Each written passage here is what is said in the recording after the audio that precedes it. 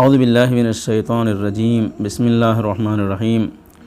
ناظرین السلام علیکم۔ آپ حضرات ہماری سیریز شیعہ کیلنڈر میں رضا فرما رہے ہیں۔ آج ہم ذکر کریں گے ماہ محرم کی 19 تاریخ کا۔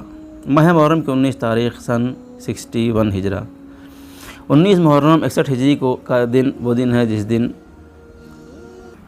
ایک نیا سفر کوفے سے شام کی طرف شروع ہوتا ہے۔ ابن زیاد ملعون نے واقعہ کربلا کے بعد ایک خط لکھا یزید ابن معاویہ کے نام، اور اس کو کربلا میں محمد صلی اللہ علیہ وسلم کی شہادت اور اسیروں کی اطلاع دی، اور اس سے حکم مانگا کہ ہم اس کے بعد کیا کریں، اور ایک نامہ بر کے ذریعے وہ خط شام کی طرف بھیج دیا۔ ادھر اس نے ایک لیٹر لکھا، ایک خط لکھا اور ایک پتھر میں باندھ کے کوفے کے زندان میں پھینک دیا، جس میں لکھا یہ تھا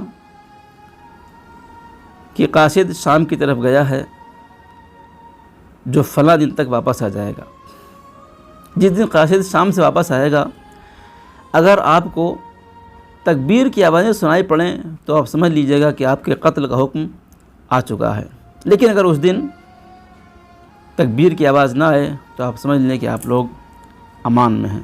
چنانچہ اس دن کا انتظار تھا، اور بالآخر وہ دن آیا، اور شام سے جو نامہ بر واپس آیا تو اس نے حکم دیا کہ اہل حرم کو سرحائے شہداء کے ساتھ شام بھیج دیا جائے۔ چنانچہ 19 محرم سن 61 ہجری کو یہ قافلہ شام کی طرف جانے کے لیے تیار ہوا۔ امام زین العابدین علیہ السلام کو طوق و زنجیر میں جکڑ کے بڑی دلخراش صورت میں، اور اہل حرم کو اسیر کر کے بڑی بے رحمی کے ساتھ کوفے سے روانہ کیا گیا۔ روایت میں ہے کہ غیر ہاشمی خواتین جو کربلا میں اسیر ہوئی تھیں، ان کے قوم و قبیلے والوں نے سفارش کر کے انہیں چھڑا لیا، اور صرف ہاشمی خواتین جو کربلا میں اسیر ہوئی تھیں وہ کوفے سے شام کی طرف روانہ کی گئیں۔ ابن زیاد نے حکم دیا کہ زجر ابن قیس، ابا بردہ ابن عوف ازدی اور طارق ابن زبیان ایک گروہ کے ساتھ شہداء کے سر کو لے کے جائیں، اور ساتھ میں شمر بن ذوالجوشن اور کچھ لوگ اسیروں کے ساتھ شام کی طرف روانہ کیے جائیں۔ حکم دیا گیا کہ راستے میں انہیں پہچانوایا جائے، راستے میں ان کی معرفی کی جائے، اور بازاروں میں پھرایا جائے۔ چنانچہ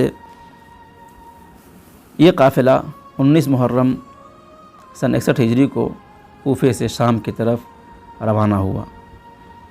ایک روایت نقل کر دوں یہاں، ابن لہیہ کی روایت ہے، کہتے ہیں میں خانہ کعبہ میں تھا اور طواف میں مشغول تھا کہ میں نے دیکھا کہ ایک شخص ہے جو خانہ کعبہ کا پردہ پکڑے ہوئے ہے اور زار و قطار رو رہا ہے، اور کہتا ہے پالنے والے مجھے معاف کر دے، اگرچہ مجھے پتہ ہے کہ تو مجھے معاف نہیں کرے گا۔ ابن لہیہ کہتے ہیں کہ میں نے اس کی یہ بات سنی تو میں نے اس کو پکڑا اور کھینچ کے کنارے لے گیا اور کہا تو پاگل ہو گیا ہے، اللہ کے گھر میں، خدا کے حرم میں خانہ کعبہ کے پردے کو پکڑ کے تو یہ کہہ رہا ہے کہ اللہ تجھے معاف نہیں کرے گا، کفر ہے، مایوسی کفر ہے۔ وہ کہتا ہے اگر تجھے پتہ چل جائے کہ میں نے کیا کیا ہے تو بھی میری بات کی تصدیق کرے گا۔ تو نے کیا کیا ہے؟ کہنے لگا میں ان لوگوں کے ساتھ تھا جو شہدائے کربلا کے سروں کو کوفے سے شام کی طرف لے جا رہے تھے۔ وہ کہتا ہے کہ ہم راستوں میں ٹھہرتے تھے، منزل لیتے تھے، اور امام کے سر کو درمیان میں رکھ کے بیٹھتے تھے اور شراب پیا کرتے تھے۔ ایک مقام پہ ہم لوگ ٹھہرے، رات ہوئی اور سارے سو گئے، میں چونکہ پہرا دے رہا تھا، میں جاگ رہا تھا۔ میں نے کیا دیکھا کہ حسین علیہ السلام کے سر سے ایک نور برآمد ہوتا ہے، روشنی پھیلتی ہے، اور بہت سے لوگوں کے آنے کی آوازیں آتی ہیں، اور میں نے دیکھا کہ کچھ لوگ ہیں جو اس سر مقدس کا طواف کر رہے ہیں۔ میں بہت ڈرا اور تعجب سے ان لوگوں کی طرف دیکھتا رہا کہ یہ کون لوگ ہیں، یہ نورانی شکلیں کون ہیں۔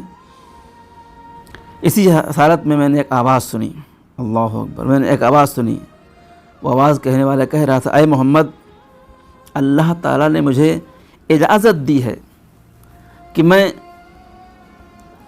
آپ کی اطاعت کروں، آپ جو کہیں میں وہ کروں، اگر آپ کہیں تو میں اس قوم کو قوم لوط کی طرح تہو بالا کر دوں، ختم کر دوں۔ پھر میرے کانوں میں آواز آئی کہ اے جبریل، نہیں، میں روز محشر اپنے خداوند عالم سے ان کا بدلہ مانگوں گا اور ان سے مقاسمہ کروں گا۔ اب تو خود بتا کہ رسول خدا نے فرمایا کہ میں ان کو ہلاک نہیں کرنا چاہتا ہوں، میں روز محشر خدا کے سامنے اپنا مقدمہ پیش کرنا چاہتا ہوں۔ وہ کہتا ہے میں نے دیکھا کہ رسول اللہ ہے، تو میں جا کے ان کے پیروں پکڑ لیا، میں کہ رسول اللہ مجھے معاف کریے۔ تو رسول اللہ فرمایا اذهب لا فلا غفر اللہ لک، بھاگ یہاں سے کہ اللہ تجھے معاف نہ کرے۔ کہتے ہیں اے ابو لہیہ، اگر رسول اللہ کہتے ہیں اللہ تجھے معاف نہ کرے تو پھر خدا مجھے کب معاف کرے گا؟ خدا لعنت کرے ان اشخاص کے اوپر جنہوں نے اہل بیت علیہ السلام کے ساتھ ناانصافیاں کی، ان کے حق کو ضائع کیا، انہیں قتل کیا، انہیں اسیر کیا۔ لعن اللہ امتن قتلت کا، ولعن اللہ امتن ظلمت کا، ولعن اللہ امتن سمعت بذلک فرضیت بہ۔ ربنا تقبل منا انک انت السمیع العلیم۔ والسلام علیکم ورحمۃ اللہ وبرکاتہ۔